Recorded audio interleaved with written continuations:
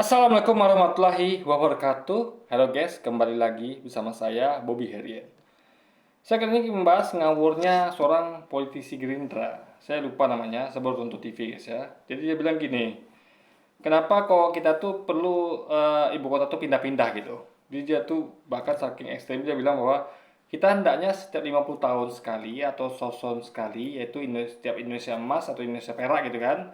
Biasa tuh kalau salah saya itu guys ya, entah 50 tahun atau 25 tahun atau 100 tahun tuh ada namanya tahun emas atau tahun perak gitu guys. Nah, kayak pernikahan juga begitu kan. Saya lupa itu yang perak itu tak berapa tahun, tak emas itu berapa tahun. Tapi dia bilang periodenya apa tiap 50 tahun sekali atau 100 tahun sekali. Itu harusnya kita pindah ibu kota gitu kan. Jadi mungkin berikutnya kita 50 tahun ke depan atau 100 tahun ke depan itu kita pindahnya ke Papua ibu kota. Nah, ini menurut saya konyol sekali ngawur. Kenapa? Saya bilang gini, gini ya. Dia bilang alasannya untuk pemerataan. Jadi kalau gini guys, pemerataan itu artinya adalah semuanya kena gitu, bukannya Kalimantan. Jadi kalau dia bilang pemerataan itu bukan pemerataan namanya, itu belum merata guys. Anda ngerti nggak pemerataan? Contoh, ini ada ini kan bidang nih kan. Nah bidang nih. Nah kalau merata itu titik itu ditekan, di misalnya Jakarta tuh titik nonjol gitu. Itu ditekan dan dikacaukan ke semua wilayah, ngerti nggak? Bukan titik itu dipindahkan ke satu titik lainnya, bukan, itu kan pemerataan namanya, itu hanya pemindahan titik. Jadi kalau pemindahan ibu kota itu hanya pemindahan titik, itu bukan pemerataan. Pemerataan adalah dipotong itu kue untuk Jakarta yang begitu besar, dibagi-bagi ke daerah lain lebih merata, itu baru namanya pemerataan, bukan dipindahkan dana budget itu ke Kalimantan, ke satu ibu kota baru, itu bukan begitu logika guys, itu kan pemerataan namanya, tapi pemindahan titik. Beda ya, beda pemerataan dengan pemindahan. Nah, dan lupanya lagi dia, jangan lupa ya, ketika berpindah ibu kota baru, tentu akan membuat istana baru. Itu pemborosan anggaran. Entah nanti gedung DPRD baru, gedung MPR baru. Nambah lagi tuh gedung DPR MPR. Gitu loh. ASN juga katanya kan mau dibangun apa kantor ASN. Jadi nambah lagi kantor ASN. Pertanyaannya adalah di kemana itu kantor ASN Jakarta atau gedung MPR Jakarta atau istana Jakarta mau diapain? Itu pemborosan guys. Mending untuk bangun rumah rakyat, mending untuk mengembangkan pertanian rakyat, kebunan peternakan rakyat. Itu jauh lebih penting. Irigasi, banjir di mana-mana. Saya lihat sekarang ini banjir di mana-mana gitu kan. Harusnya itu uang untuk dipakai untuk memperbaiki memperkuat atau memperbaiki tanggul yang jebol sehingga menyebabkan banjir. Itu banyak masalah bagi kita nih, banjir di Demak, banjir di mana-mana gitu kan, di Banten segala macam gitu. Jadi tempat saya juga banjir tuh kemarin guys, ya kan. Jadi itu yang harusnya dibangun, dibenahi, bukan menambah istana baru, menambah gedung kantor DPR baru, kantor SN baru, menambah gedung DPR baru, gak gitu logikanya. 50 tahun kita harusnya berpikir gimana supaya rakyat sejahtera, bukan gimana supaya ada istana baru, nambah gedung DPR baru, nambah gedung SN baru, gak gitu loh pikirnya guys. Itu fokusnya kemana? Kenapa kok pemerintah ini dia emas kan gitu? Rakyat itu di anak tirikan, itu masalahnya guys. Harga-harga sekarang lebih mahal, harusnya uang itu kan dipakai untuk subsidi, harusnya subsidi beras kek, subsidi minyak kek, subsidi apa gitu kan, subsidi alat pertanian kek, apa kek gitu. Ini malah untuk bangun istana, bangun gedung DPR, aduh, kita aja kemarin ya waktu gedung DPR itu dibangun, dibaguskan, dibikin, di upgrade di Jakarta, kita protes. Yang katanya biaya goldennya sampai berapa gitu kan, itu kita protes. Itu renovasi gedung yang sudah ada. Ini bikin gedung baru, berapa lagi biayanya guys?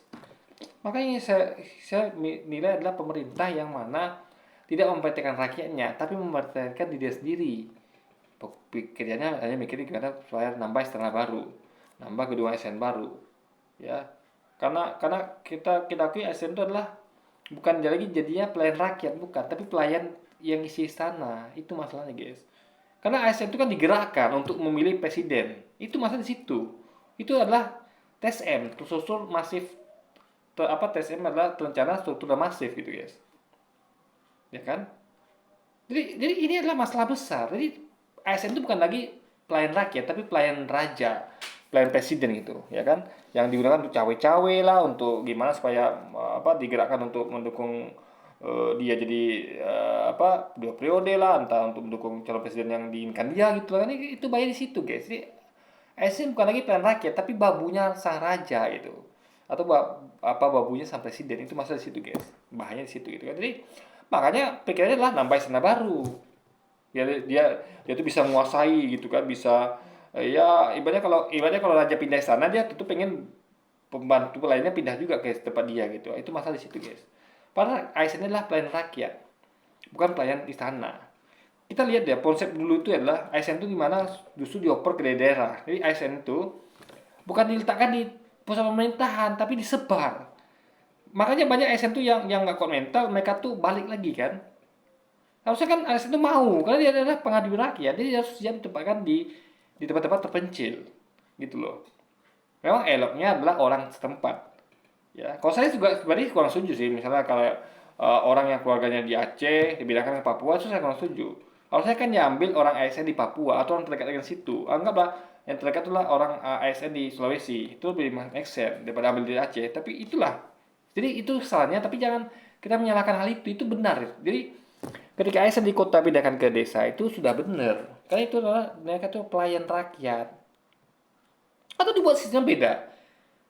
Misalnya kita butuh untuk di desa ini adalah berapa orang, kita ambil ASN di situ gitu loh.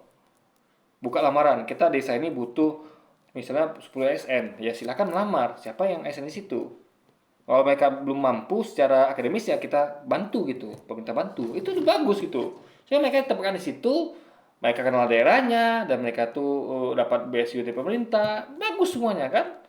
Dan mereka tidak ada homesick lah, memang di daerah mereka, dibandingkan ambil SN sembarang-sembarang gitu kan, lalu tiba-tiba udah tahu kebutuhan di daerah terpencil lebih besar, diambil ASN tuh dibuka di tempat yang lebih rame, kayak di kota mana gitu kan. Nah, itu kan di sistemnya itu harus diubah sebenarnya, gitu guys. Jadi justru ASN itu sebar, bukan ditumpuk di istana. Itu masalah. Jadi Anda bayangkan ya, kita punya istana di apa ya? Istana di Jakarta Pusat, istana apa sih lupa namanya guys, istana negara itu, lalu ada di Bogor lagi, ditambah lagi di Kalimantan. Mau berapa banyak istana kita punya? Jadi ibaratnya kayak sang raja, memang nanti rajanya bukan lagi Jokowi, tapi kan dia jadi tapi dia kan menciptakan fondasi untuk raja-raja berikutnya. Itu masalahnya guys. Jadi ada bayangkan ya, harusnya ketika sang raja atau presiden itu ke Jakarta, dia bisa tidur di sana, enak gitu kan. Tapi ketika dia ke Kalimantan, dia harusnya tidur di rumah rakyat atau tidur sama rakyat harusnya kan. Itu kita lakukan. Tapi tidak, dia tidur di sana di Kalimantan, itu masalahnya. Nanti buat lagi sana di Papua. Jadi nanti tiap dia daerah tuh dia punya istana sendiri gitu. Dia kapan tidur sama rakyat? Kapan? Tidur selalu di istana. Karena tiap kota tuh ada istana sang presiden. Itu masalahnya guys. Ya, dan istana itu dikelilingi oleh ASN-ASN yang siap untuk membantu dia, bukan bantu rakyat. Karena ASN itu harus ditempatkan di tiap desa terpencil yang kurang kurang kurang tenaga pemerintahnya gitu guys. Itu lebih membutuhkan gitu. Kayak tenaga dokter, tenaga kesehatan, guru dan segala macam gitu kan. Jadi ini konsepnya sudah salah negara kita ini. Kok ASN jadi pelayan sang raja, presiden, bukan jadi pelayan rakyat gitu kan? Itu yang harus diubah gitu. Maka kita butuh perubahan. Itu masalahnya guys. Ya, jadi saya sangat sedih sekali dan kecewa dengan sistem yang sekarang ini gitu. Nggak bagus sekali, apalagi pola pikir dari politikus Gerindra ini, ya saya nggak masuk akal guys. Berarti dia pengen nambah istana baru tiap tiap 10 tahun, 50 tahun, 50 tahun, 100 tahun kan. Jadi nanti kalau Anda bayangkan ya, kalau semua udah digilir nih di Sabang Merauke, semua tiap kota tuh ada istana baru, ini presiden tuh enak nanti dia. Nah, enak pasti dia bukan rakyat. Dia mau Kalimantan ada istananya, dia mau Papua di sana. Dan ingat, istana itu ada biaya perawatan.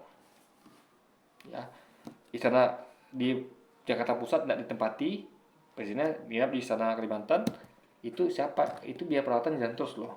Ya, biaya perawatan jalan terus. Istana Bogor tuh perawatan jalan terus. Padahal itu kalau museum nggak apa-apa. Kalau museum kayak Museum Pancasila Sakti, Museum Perjuangan, it's okay. Itu memang untuk mendidik bangsa kita agar ngerti perjuangan bangsa ini. Tapi sana apa gunanya? Itu hanya raja yang memakainya. Kita nggak penting bagi kita istana itu guys, nggak penting.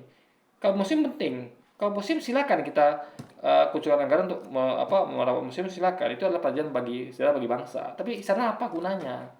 Hanya sebagai hiasan bagi sang presiden. fasilitas bagi presiden itu nggak ada guna bagi rakyat guys, itu poinnya. Oke, jadi ya ini sangat menyedihkan sekali ya negara kita menjadi seperti ini. Kita berharap ada perubahan. Kita yang perubahan, bukan kita yang keluar dari negeri ini, orang-orang yang justru yang tetap seperti ini yang harus keluar dari negeri ini gitu, karena mereka tuh nggak layak. Pola pikir mereka tuh sangat absurd guys, ya kan? Mereka bukan berpikir untuk rakyat, tapi pikir untuk gimana sang raja bisa bisa punya istana di mana-mana dan punya pelayan yang selalu mendampingi mereka kemana-mana guys. Oke, jadi mungkin sekian dulu aja video kali ini dan sampai jumpa lagi di video selanjutnya. Wassalamualaikum warahmatullahi wabarakatuh guys.